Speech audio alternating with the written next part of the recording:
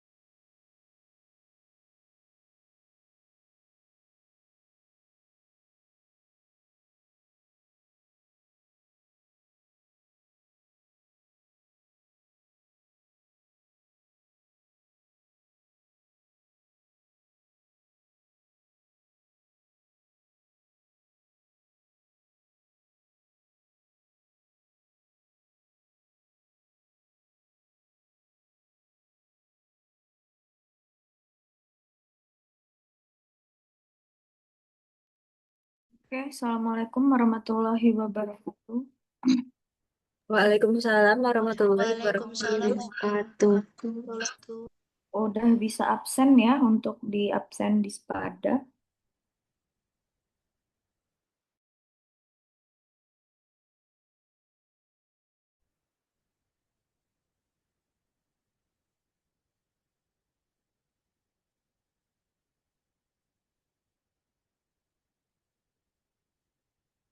Udah menjelang absen ada yang nggak hadir. Ini 27 orang kalau di Zoom-nya ya. Total kita ada berapa? Ada 32 Ibu. 32, berarti 5 orang belum hadir ya.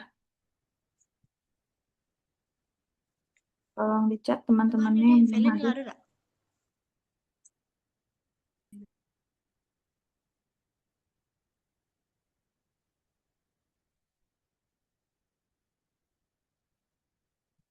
Ibu untuk absen angkatannya udah bisa ya Ibu? Udah coba dicoba. Yang untuk per orang kan? Udah saya buka Bukan ini Ibu, dan absen yang komting, yang presensi harian Ibu. Foto mulai sama selesai udah boleh difoto ya Bu? oh ya udah boleh udah boleh.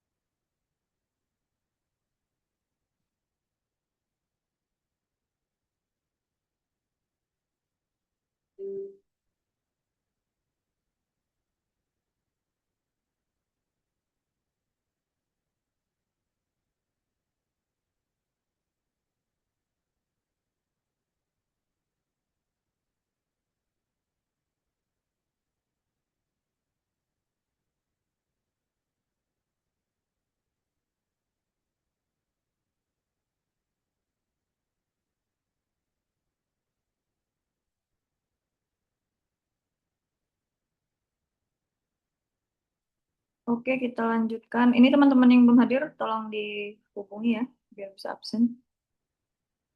Kita lanjutkan materi kemarin. Kemarin kan kita perkenalan farmasi fisika ya. Sekarang itu kita bahas sifat fisika molekul obat.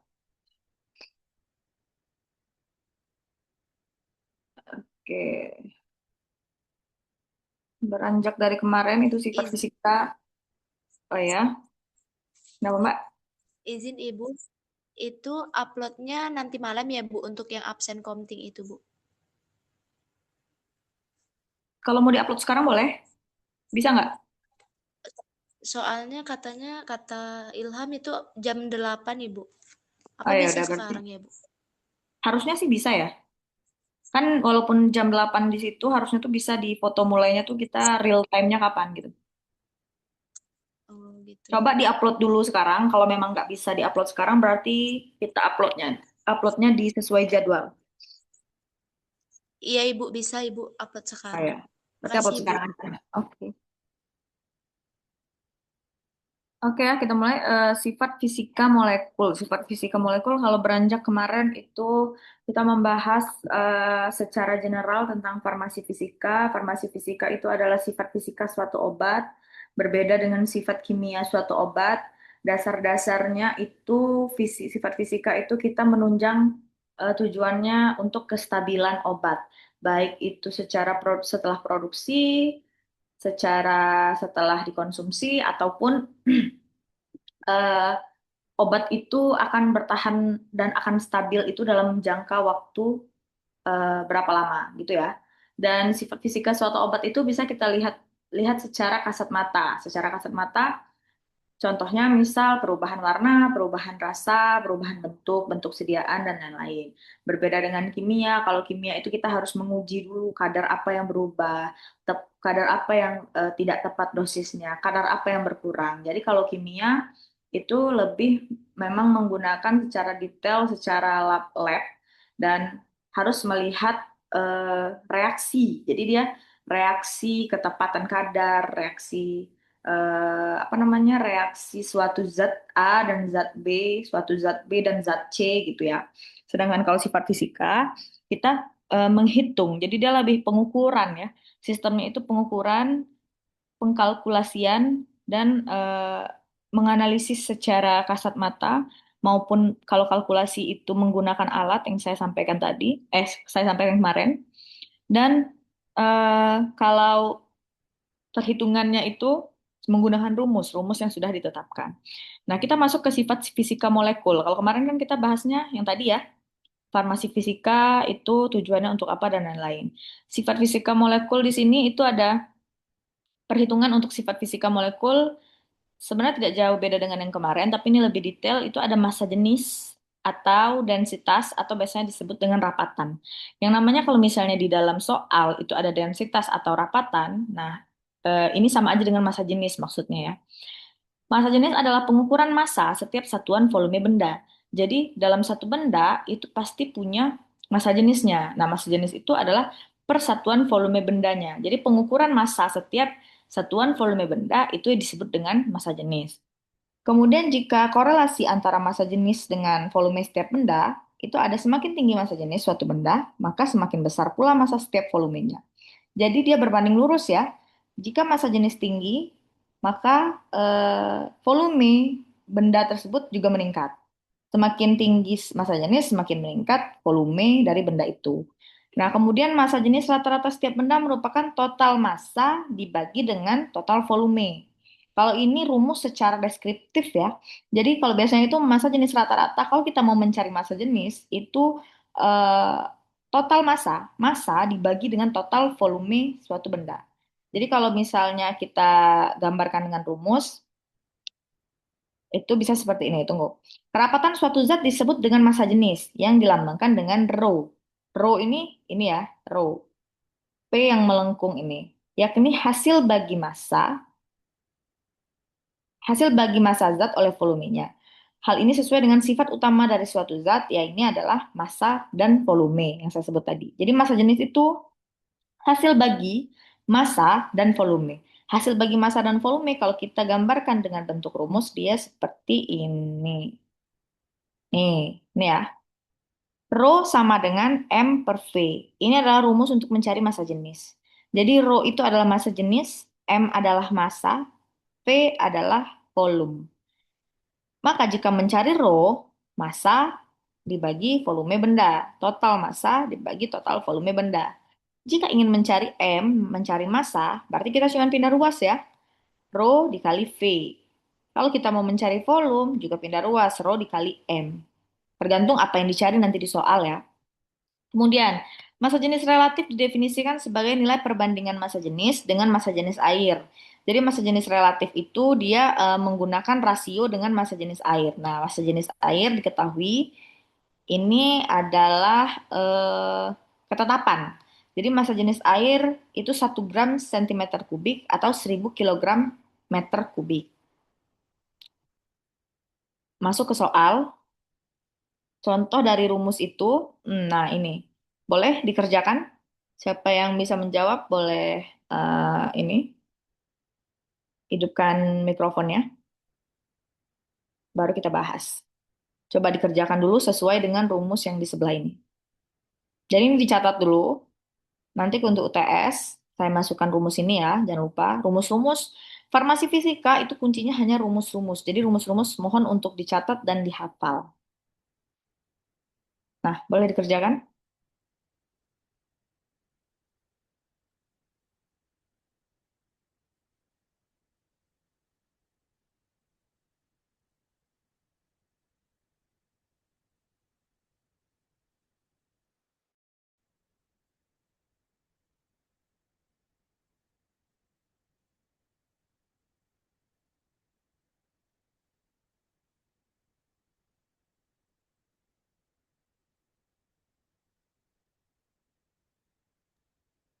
Ibu sih menjawab Boleh. 840 ya Ibu. 800? 40 gram. 840 kilogram. Gram nggak Ibu? Oh, Iya, gram. kilogram. 840 gram per meter kubik ya. Per Iya. meter kubik atau per sentimeter kubik? 840 kilogram per meter kubik. per meter kubik. Oke, ada yang lain?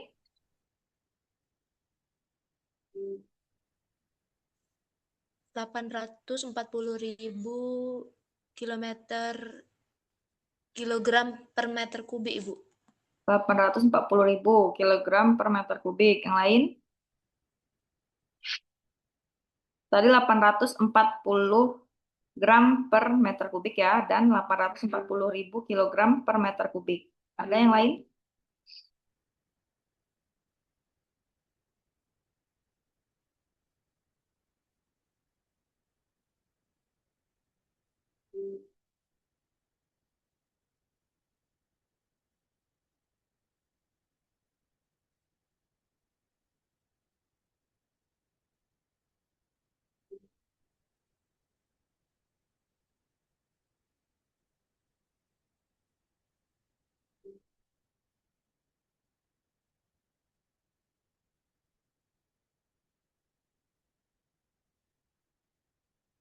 Nih, pas.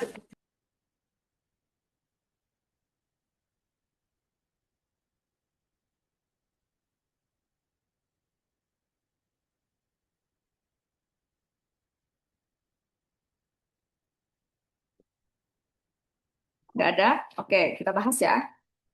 Sebuah balok dari bahan kuningan. Oh, boleh Mbak Arin dulu ya. Mbak Arin, sebuah balok dari bahan kuningan mempunyai panjang 8 cm, lebar 5 cm, dan tinggi 2,5 cm.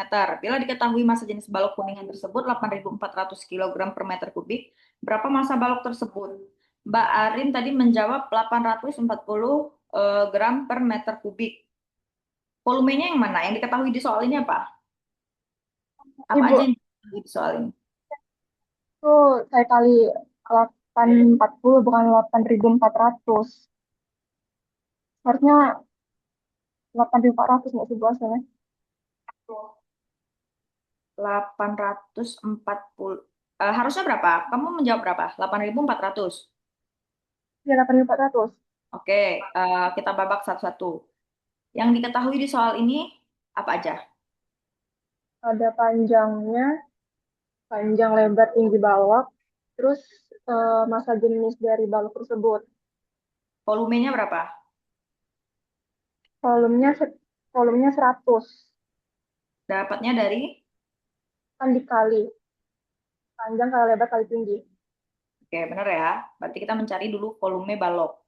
Volume balok adalah panjang kali lebar kali tinggi, yaitu 8 dikali 5 dikali 2,5. Hasilnya 100 cm kubik ya. Karena kan volume. Volume berarti hasilnya cm kubik. Kemudian massa jenis yang diketahui adalah 8.400 kg per meter kubik. Berapa massa balok tersebut? Massa rumusnya apa?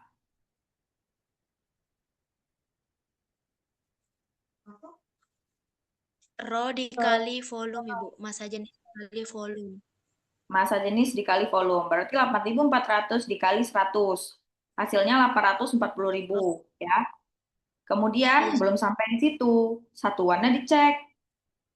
Kalau volumenya itu kan 100 cm kubik ya. Sedangkan massa jenis itu 8.400 meter kubik. Kilogram di sini tetap yang diubah adalah sentimeter kubik ke meter kubik atau meter kubik ke sentimeter kubik. Kalian mau pilih mana? Kalau meter kubik per sentimeter kubik ke meter kubik berarti dibagi 1.000. Benar? Kalau sentimeter ke meter dibagi berapa? 1.000. Bagi 1.000 ya. Bagi berapa? 10, 100. 1.000. Jadi kalau Terus volumenya dijadiin meter kubik berapa nih? 100 cm kubik dijadiin meter kubik jadi berapa? Kali 100 lah. Kan dia naik 2 tangga. Naik berapa tangga? 2 tangga, 3 tangga? Naik. Maksudnya kan tetap baik 2 tangga 100. Nah, ada. Ada yang bisa Iya, jawab? Bu. Itu sentimeter ke meter itu naik 2 tangga nggak, Ibu? Sentimeter ke meter naik berapa tangga? 2 tangga atau 3 tangga? 2 tangga, Ibu. 2 tangga, berarti 100 ya? Iya, Bu, Tangga 100. nggak sih?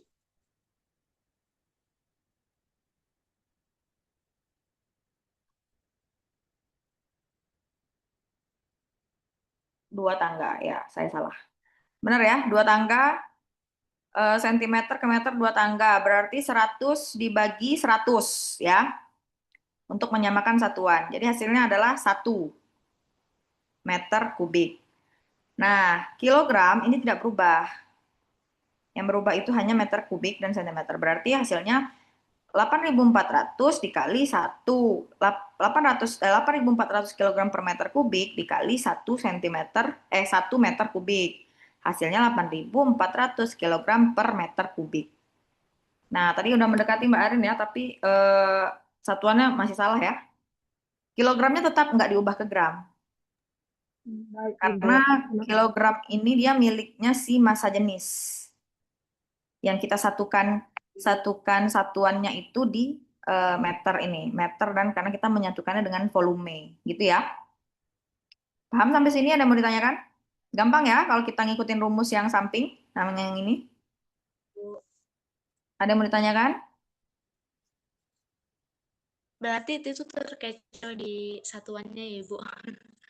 Jadi satuan itu harus tetap disamakan. Jadi kalau misalnya kilogram, gini kan yang diketahui di sini adalah volume. Sedangkan volume yang diketahui di sini adalah sentimeter. Sedangkan untuk massa jenis itu tuh yang diketahui di sini adalah meter. Jadi kita menyatukannya, apakah kalian mau menyatukan meternya yang menjadi sentimeter boleh juga, atau sentimeternya dijadikan meter gitu. Tergantung. Jadi jangan jangan hanya mengkalikan 100 dikali 8.400 terus kemudian hasilnya 840.000, tapi satuannya tiba-tiba ini aja, itu nggak bisa. Gitu ya. Mau mungkin hasilnya nanti 8.400 kilogram per sentimeter kubik, bisa juga. Tapi kalau misalnya satuannya adalah meter kubik, berarti 8.400 kilogram per meter kubik. Jadi ininya juga diubah, volumenya juga diubah menjadi meter kubik. Kalau misalnya untuk farmasi fisika, itu yang paling penting adalah perhitungan rumus, terus kemudian ketetapan rumus, dan juga ketetapan satuan. Menyamakan satuan. Itu paling penting dan sangat banyak kekeliruan di menyamakan satuan dari yang diketahui. Gitu ya. Ada yang mau ditanyakan? Baik, Ibu. Terima Oke, kasih. jadi udah paham ya dengan rumus yang ini. Lanjut, ini piknometer yang kita bahas kemarin. Ada beberapa yang udah pernah lihat kan piknometer ya di lab, dia kecil bentuknya. Ini untuk mengukur massa jenis.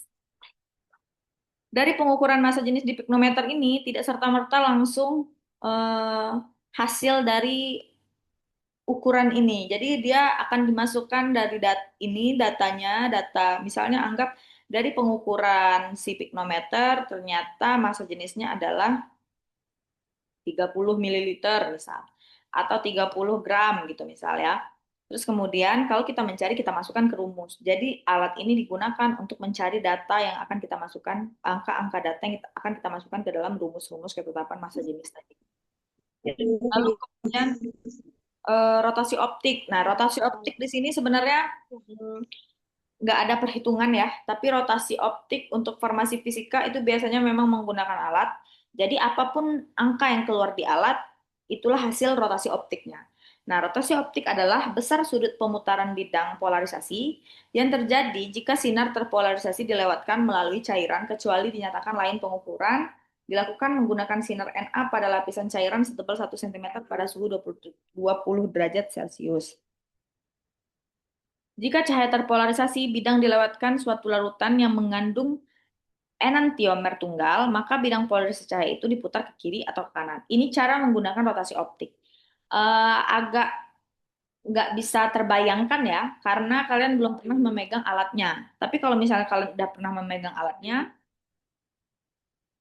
mungkin agak kebayang cara yang bidang ini diputar ke kiri, diputar ke kanan, ataupun 1 cm suhu 20 derajat Celcius ini. Kemudian perputaran cahaya terpolarisasi disebut rotasi optik. Jadi perputaran cahaya yang digeserkan, dia itu kayak ada dua kaca cembung gitu ya, kayak apa ya, bentuk alatnya ini kayak ini loh, kaca pembesar gitu. Terus kemudian diputar ke kiri dan ke kanan, ya sama lah seperti itu. Terus kemudian perputaran cahaya terpolarisasi disebut rotasi optik gitu. Kalau misalnya secara teori memang agak susah kita bayangkan, tapi semoga kita berkesempatan ya kalau offline misal ke lab, kemudian saya tunjukkan alat rotasi optiknya, jadi kalian pun bisa menyatukan, apa namanya? Menyatukan apa teori yang saya sampaikan dengan praktek atau gambaran alat-alat yang akan dipakai. Kemudian, suatu senyawa yang memutar bidang polarisasi suatu cahaya terpolarisasi dikatakan bersifat aktif optis. Jadi polarisasi bidang itu dikatakan sifat fisikanya adalah aktif optis. Lalu faktor-faktor yang mempengaruhi rotasi optik adalah struktur molekul, temperatur, kerapatan massa jenis ya tadi ya, konsentrasi dan panjang gelombang. Tapi biasanya kita di farmasi fisika, rotasi optik ini kita tidak pakai alat. Tapi lebih ke nanti perhitungannya itu secara teori ada rumusnya. Nanti ada soal untuk perhitungan rotasi optik. Lalu kemudian ya sama aja ya kayak pencarian massa jenis, volume, dan massa. Nanti dimasukkan pindah ruas, rumus turunannya nanti pindah ruas dikali atau dibagi. Nah, kemudian ada polarimeter. Ini alat polarimeter yang saya sampaikan kemarin. Di lab kita sih kayaknya nggak ada ya polarimeter itu. Biasanya, sebenarnya kalau farmasi fisika itu kan jarang di lab ya. Jadi alat polarimeter itu sendiri pun juga bukan jarang kepake, memang nggak ada karena jarang juga gitu yang mengambil untuk pengujian secara farmasi fisika.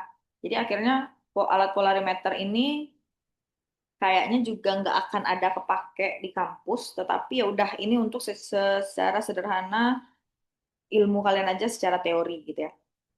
Nah, kemudian perhitungan indeks bias.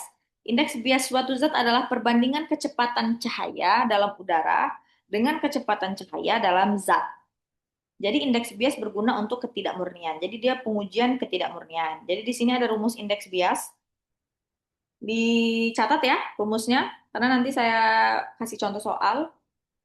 Di pertemuan selanjutnya deh kita fokus yang soal-soal pencarian massa jenis, massa, volume, indeks bias, kemudian nanti ada rotasi optik, panjang gelombang. Minggu depan saya kasih contoh soal, kemudian kita bahas sama-sama, paling 5 soal. Biar kalian agak lebih paham untuk memasukkan rumus-rumus di farmasi fisika. Ini rumus indeks bias, N sama dengan sin I per sin R. Sin I merupakan kecepatan cahaya dalam zat pertama, kemudian sin R adalah kecepatan cahaya dalam zat kedua.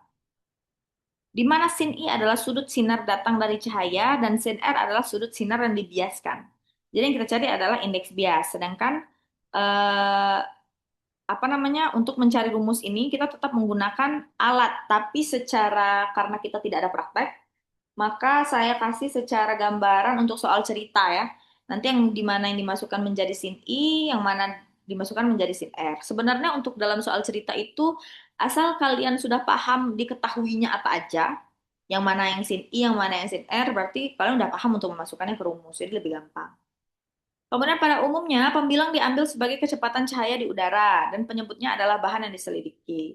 Nah, sin I ini adalah penyebutnya ya, pembilangnya ya, sin I untuk diambil sebagai kecepatan cahaya, kemudian penyebutnya itu yang kita cari. Kemudian, tuh, ini contoh soal kok hilang ya?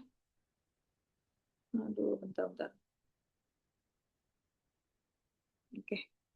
Kemudian ada konstanta di elektrikum, suatu besaran tanpa dimensi yang merupakan rasio antara kapasitas elektrik medium terhadap vakum.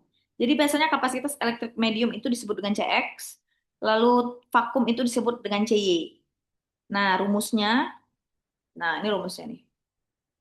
Boleh dicatat dulu, karena sebenarnya ini tidak perlu kalian hafal ya.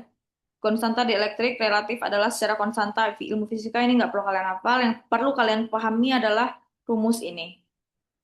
ER sama dengan ES per N0. Dan konstanta dielektrik biasanya dilambangkan dengan ER. Nah, yang kalian ketahui, yang harus kalian ketahui itu cuma ini, yang kalian hafalin.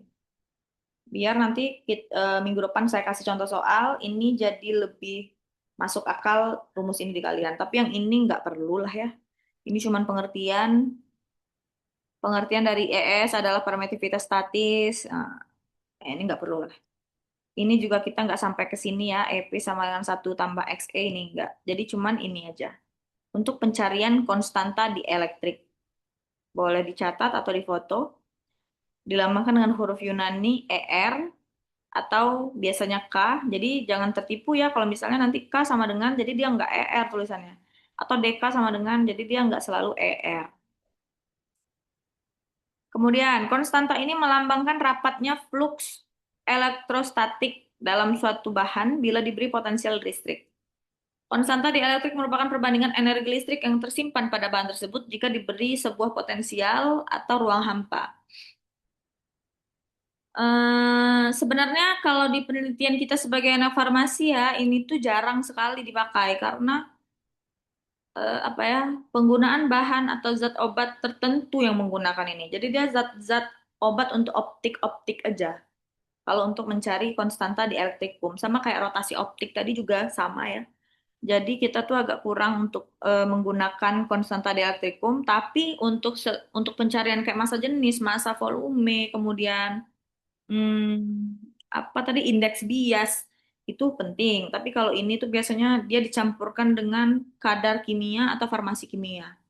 Nah, ini yang saya bilang dalam ilmu kimia, konstanta di elektrik dapat dijadikan pengukuran relatif dari kepolaran suatu pelarut. Nah, jadi dia lebih akhirnya tuh yang kita pakai untuk konstanta di elektrikum itu juga akhirnya untuk membantu kimia farmasi untuk mencari kepolaran suatu pelarut. Tapi sebenarnya kan kepolaran atau tidak polar non polar itu sudah bisa dicari melalui farmasi kimia gitu ya, bukan farmasi fisika. Ini hanya membantu, jadi dia bantuan untuk farmasi kimia agar memake sure kalau pelarut itu apakah polar ataukah tidak polar. Nah, misalnya air yang merupakan pelarut polar memiliki konstanta di elektrik 80,10 pada 20 derajat Celcius, sedangkan N heksana yang sangat nonpolar memiliki nilai 1,89 pada 20 derajat Celcius. Jadi ini ketetapan yang bisa dijadikan acuan, yang mana pelarut polar, yang mana pelarut nonpolar, jika kalian menguji konstanta di elektrikum. Karena dapat kita ketahui bahwa zat yang memiliki konstanta di elektrik dengan nilai yang tinggi merupakan zat yang bersifat polar. Jadi, jika konstanta di elektrikumnya tinggi, maka sifat dari bahan tersebut itu polar. Sebaliknya, jika konstanta di elektriknya rendah, maka senyawanya bisa dikategorikan non-polar. Oke, ini selesai. Ada yang mau ditanyakan sejauh ini?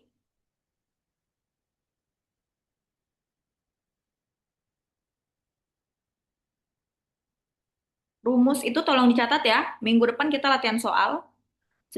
Saya cuma kasih 6 soal, nanti kita bahas.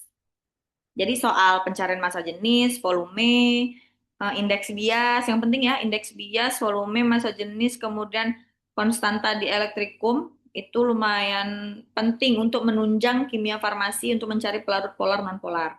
Nah, minggu depan saya kasih 6 sampai 7 soal. Saya serahkan ke kalian untuk 15 menit dikerjakan dulu sesuai rumus yang sudah saya kasih hari ini. Nanti selesai 15 menit, kita bahas sama-sama per satu soal. Jadi kalian lebih paham untuk rumus-rumusnya lebih masuk akal gitu ya. Kalau sekarang tuh agak kurang karena masih definisi semua ya, deskriptif, cuman hafalan-hafalan rumus aja. Ada yang mau ditanyakan sejauh ini?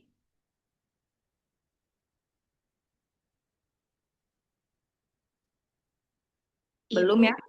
Ya, boleh. untuk rumus yang sebelum untuk mencari yang sin apa N sama dengan sin I per sin R tadi tuh Bu ketinggalan Bu. Yang apa yang mana? Sin I? Yang sebelum sebelum rumus yang untuk mencari nilai N sama dengan sin I dibagi sin R. Sebelum itu Bu, rumus Bias yang ya? sebelum itu. Oh, sebelum indeks bias. Iya Ibu. Iya.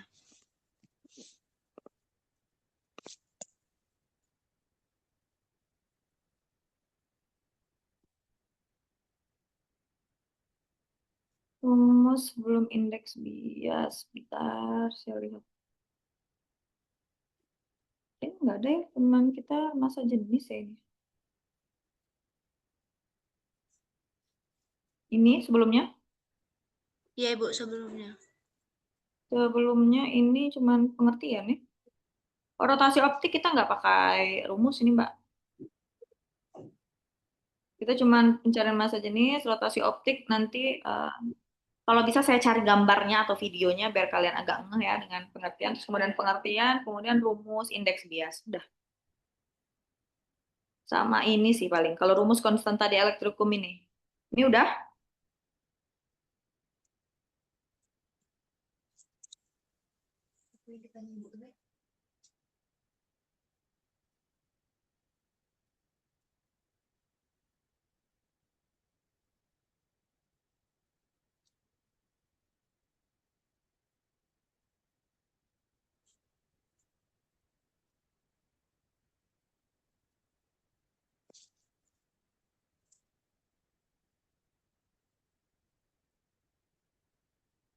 Udah? Udah, Ibu. Oke, ada yang mau ditanyakan sejauh ini? Mungkin akan banyak pertanyaan untuk minggu depan ya. Untuk kita Bu, masuk ke izin rumus itu bertanya, lebih seru. Ibu. Ya. Untuk minggu depan itu kan tadi Ibu bilang 6 sampai 7 soal itu dalam waktu 15 menit ya, Ibu ya. Mm-mm. Itu bagi yang kerja gimana ya, Ibu? Itu Atau gini aja, saya kasih malamnya, kan Senin ya, Senin kuliah kan? Senin iya, kita iya. pertemuan. Minggunya sore, minggu sore atau minggu malam ingetin saya kasih soal 5 soal aja deh, nggak usah banyak ya. 5 soal, nanti kalian kerjakan sebisa kalian. Hari pas kuliah besoknya di Zoom kita bahas. Gimana? Gitu aja ya. Jadi lebih lebih Boleh, Ibu. fleksibel waktunya. Boleh. Oke. Jadi di saat kalian mengerjakan soal, saya harap eh, kalau misalnya ada yang nggak ngerti, disimpan pertanyaannya, kemudian dibahas sama-sama di hari Senin. Jadi jangan diam aja kalau nggak ngerti atau lihat teman gitu. Jadi kita memang hari Senin depan itu mengulik bahasan soalnya sampai kalian paham, pun rumus-rumusnya. Gitu ya. Iya, Ibu. Berarti itu dicatat ya, Ibu ya? Tahu gimana, Bu? Boleh dicatat. Jadi saya kasih by WA nanti PDF atau apa. Nggak usah dikumpul ke saya juga nggak apa-apa. Jadi kita ngebahasnya itu Seninnya. Pas. Oke, Ibu. Oke. Gitu. Ada yang mau ditanyakan lagi? Ada yang bingung? Oke, kalau nggak ada absen boleh foto dan absen pribadi personal personal jangan lupa ya. Itu udah saya buka di jam 3 ini sampai jam 4 nanti dia tutup ini. Iya, Ibu. Oke, dipoto dulu foto selesainya nanti langsung diupload juga nggak apa-apa sekarang. Nggak harus nunggu jam 8 ya. Jadi dia ada real time-nya itu. Nggak harus sesuai sama jadwal kuliah.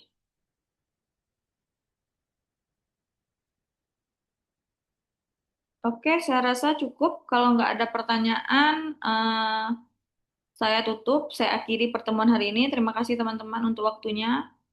Yang bekerja, silakan melanjutkan pekerjaannya. Minggu depan, tolong ingatkan saya ya, hari Minggu itu sore atau malam untuk mengirim soal ya ke koordinator.